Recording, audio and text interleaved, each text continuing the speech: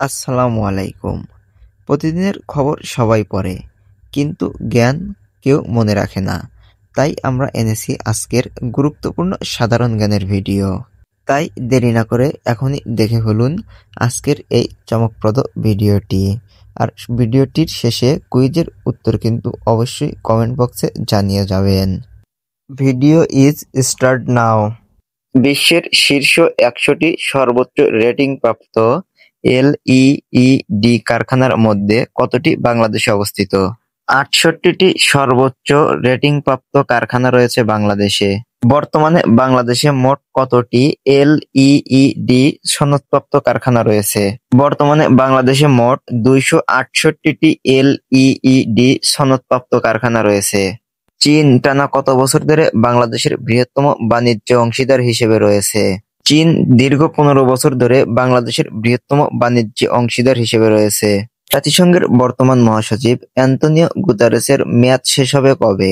জাতিসংঘের মহাসচিব অ্যান্তোনিও গুতেরেসের মেয়াদ শেষ হবে ২০২৬ সালের ৩১শে ডিসেম্বর। বর্তমানে বাংলাদেশের মোট বৈদেশিক মুদ্রার রিজার্ভ কত?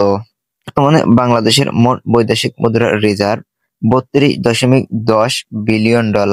বিশ্ব পোলিও দিবস পালিত হয় কবে? বিশ্ব পোলিও দিবস পালিত হয় প্রতি বছর ২৪শে অক্টোবর। জাতিসংঘ দিবস পালিত হয় কবে? জাতিসংঘ দিবস পালিত হয় প্রতি বছর ২৪শে অক্টোবর। বাংলাদেশ কত সালে ক্রিকেটে ওয়ানডে স্ট্যাটাস লাভ করে? বাংলাদেশ ১৯৯৭ সালে ক্রিকেটে ওয়ানডে স্ট্যাটাস লাভ করে। ঢাকায় যুক্তরাষ্ট্রের নতুন রাষ্ট্রদূত হিসেবে মনোনীত হয়েছেন কে? ঢাকায় যুক্তরাষ্ট্রের নতুন রাষ্ট্রদূত হিসেবে মনোনীত হয়েছেন ব্রেন্ট ক্রিস্টেনসেন। বিবিএস ২০২৪-এর তথ্য অনুযায়ী জাতীয় জিডিপির কত শতাংশ আসে কৃষি খাত থেকে? জাতীয় জিডিপির প্রায় ১১.৫% আসে কৃষি খাত থেকে।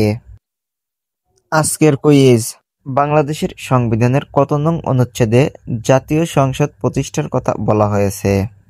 ভিডিওটি কেমন লাগলো অবশ্যই কমেন্ট করে জানাবেন। ভালো লাগলে লাইক, কমেন্ট আর শেয়ার করতে ভুলবেন না।